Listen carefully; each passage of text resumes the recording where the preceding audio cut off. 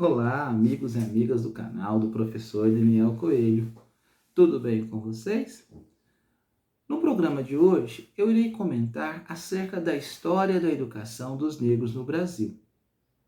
Mas antes de fazer esse comentário, eu peço que cada um e cada uma se inscreva neste canal, caso ainda não tenha sido feito. Peço também que curta esse vídeo, compartilhe também com seus amigos, amigas e conhecidos. Eu agradeço a atenção de cada um e cada uma para este canal e, consequentemente, para a minha pessoa. Vamos então à crítica a respeito da história dos negros na educação do Brasil? Então vamos lá. A história da educação dos negros no Brasil, durante vários períodos, deixou de aprofundar os estudos sobre a relação entre negros e a educação. E, em muitos casos, as pesquisas realizaram uma leitura superficial de regulamentos e testemunhos da época, já que diversos pesquisadores entenderam que o negro escravizado era um sinônimo. E assim, quando leis de vários municípios e províncias do Império proibiram a educação escolar de escravizados, desconsideraram que uma parcela dos libertos receberam instrução primária e, segundo estudiosos como Marcos Vinícius Fonseca e Suri Aranovich Pombo de Barros, até mesmo escravizados, em diversas situações, frequentaram a escola.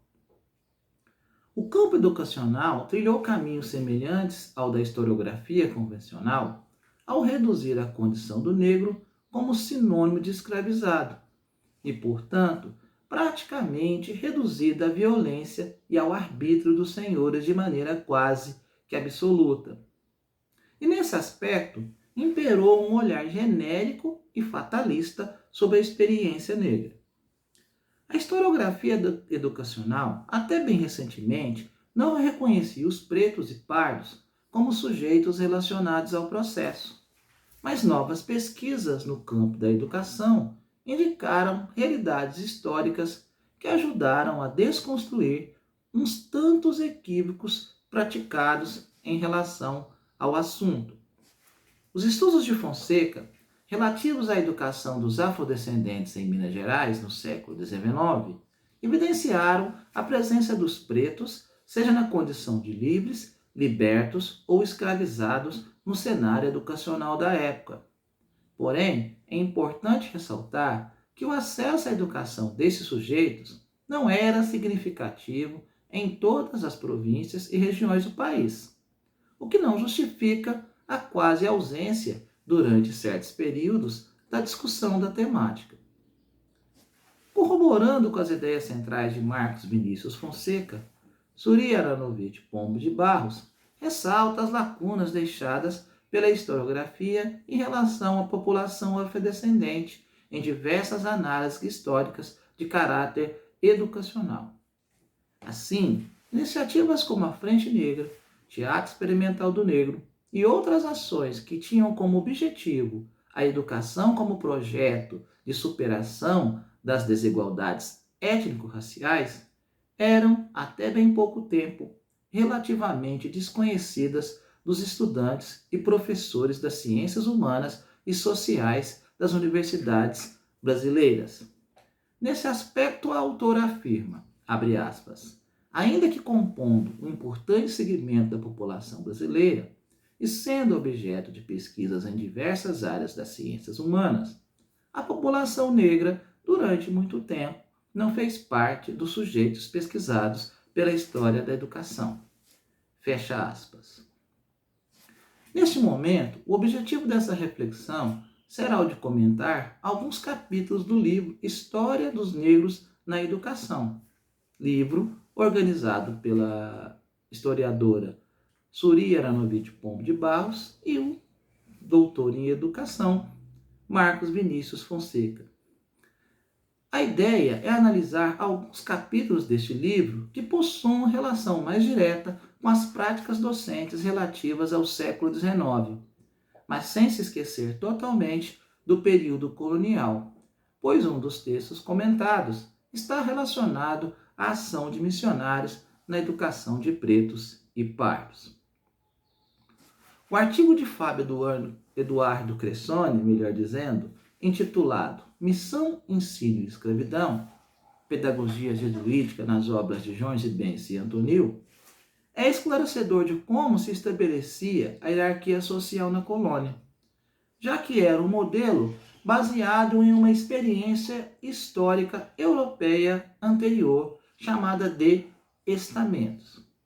Assim, cada grupo tinha o seu lugar demarcado e nele deveria permanecer, constituindo assim um ordenamento integrado e harmônico, desde que cada um cumprisse a sua função. E essa integração deveria ser sustentada não só pelas palavras, mas pela coerção como um elemento primordial, mas não exclusivo, para manter o funcionamento harmonioso das partes que compõem o todo. Cressoni também destaca que a ação jesuítica não era o tempo todo alinhada com as expectativas dos portugueses, que em geral não acreditavam em uma modificação substancial do caráter selvagem dos escravizados. Porém, em alguns momentos históricos, os jesuítas insistiram em ações catequéticas no sentido de levar os escravizados a um processo de modificação de sua natureza e a posterior construção de um ser cristianizado. Assim, o processo de aprendizagem aplicado pelos jesuítas era voltado para a tentativa de inculcar nos educandos os valores primordiais de sua civilização. E, é claro, em uma posição de aceitação subordinada de sua condição nesse estamento. A disciplina era pautada na obediência como sinônimo de liberdade, ainda que a condição objetiva dos indivíduos fosse a de escravizados. Nesse aspecto, o cerne da pedagogia jesuítica era fundamentado em 3 pilares de ação docente: pão, ensino e trabalho. E nesse sentido, os missionários esclarecem que fazia mísera aos escravos um tripé composto de panis, disciplina e opus.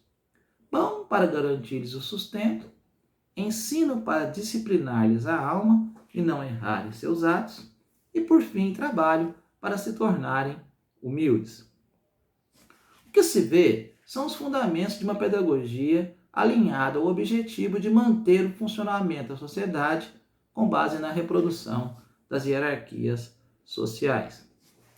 O texto de Ivone Celeste de Souza, denominado Padres Educadores, Abolicionismo e Instrução Pública na Bahia, 1878 a 1884, demonstra que o foco da ação dos sacerdotes, educadores Romualdo Maria de Seixas Barroso e o cônego Emílio Lopes Freire Lopo era a educação dos ingênuos, isto é, os filhos das escravas nascidas após a Lei de 28 de setembro, a Lei do Ventre Livre.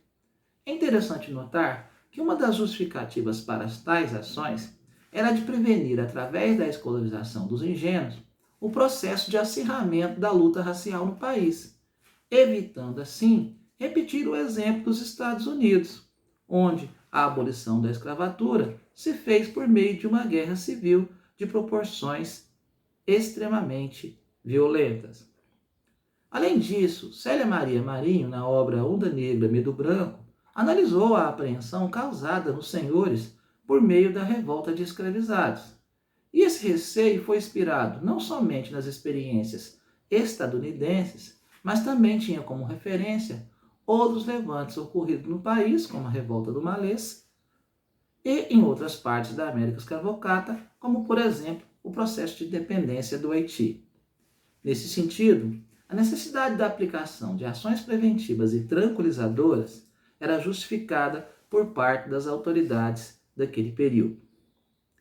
A análise do texto de Adriana Maria Paulo da Silva, denominado A Escola do Professor Pretestato do Passos e Silva, as questões a respeito das práticas de escolarização no mundo escravista, teve como objetivo comentar, ainda que brevemente, aspectos importantes da ação de um docente negro.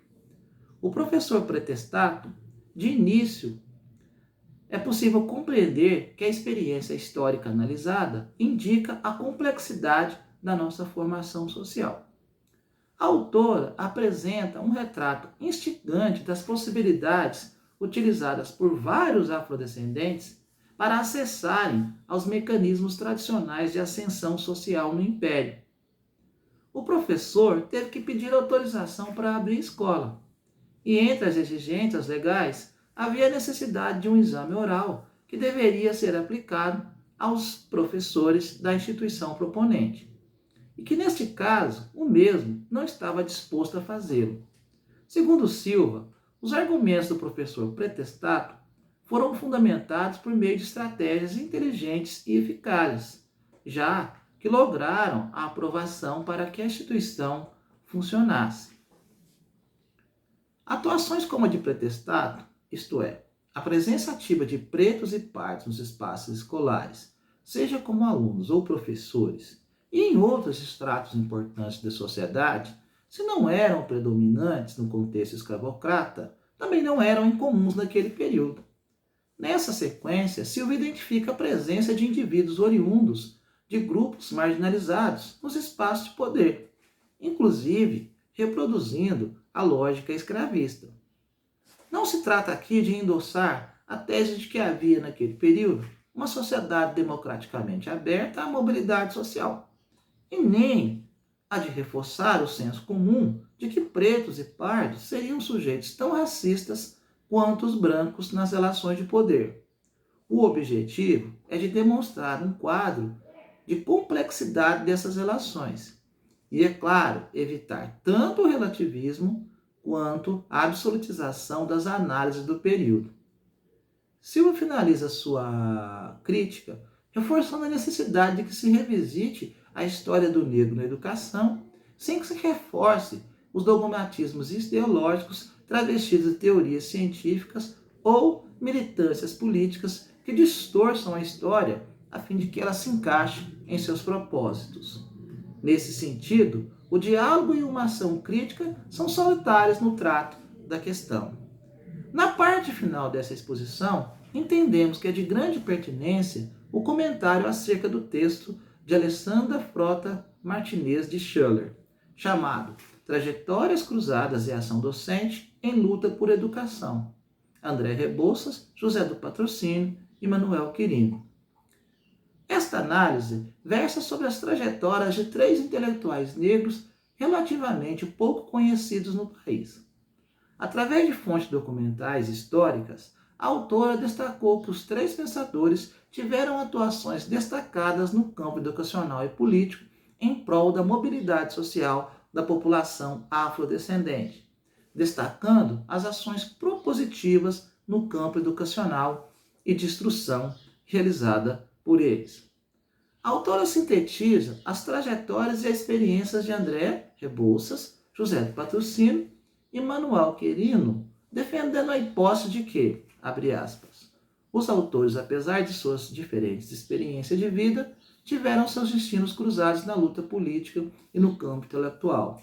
Atuaram como educadores e compartilharam um pensamento educacional fortemente marcado pela valorização da instrução primária, técnica, profissional e pela proposta de formação de um novo homem integrado à civilização, ao progresso e aos paradigmas das liberdades individuais.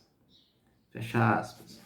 E assim é possível concluir que existe um campo de pesquisa importante ainda a ser explorado no sentido de recuperar as experiências dos sujeitos não brancos, ora negligenciada durante muitas décadas pela historiografia da educação e pelas ciências humanas. Os estudos de Schuller são especialmente instigadores para a realização de mais pesquisas relativas à história da educação do negro, já que, segundo Mark Bloch, a historiografia é construída e reconstruída em uma relação ativa entre o presente e o passado. Eis aí uma das suas maiores qualidades. E assim, finalizando este vídeo, recorrerei mais uma vez a Marcos Vinícius Fonseca. Ele que teceu importantes considerações em relação à necessidade da articulação entre pesquisas referentes à história da educação dos negros e à formação docente. E nesse aspecto, Fonseca comenta que, abrindo aspas, é nos espaços de formação de educadores que essas informações precisam circular, pois é em parte através do entendimento da complexa relação entre os negros e a educação ao longo da história que os professores poderão atingir uma compreensão efetiva do alcance das diretrizes legais que atualmente celebram a valorização da diversidade na educação brasileira. Os avanços na pesquisa sobre a temática são notáveis, bem como os desafios que se colocam para que os resultados cheguem até o conjunto da sociedade. Tal fato, ao invés de desanimar os sujeitos históricos que estão na luta por uma educação realmente inclusiva, ao invés de desanimar esses sujeitos, tais desafios motivam ainda mais para continuar as pesquisas e as ações efetivamente inclusivas. Agradeço a atenção de cada um e cada uma.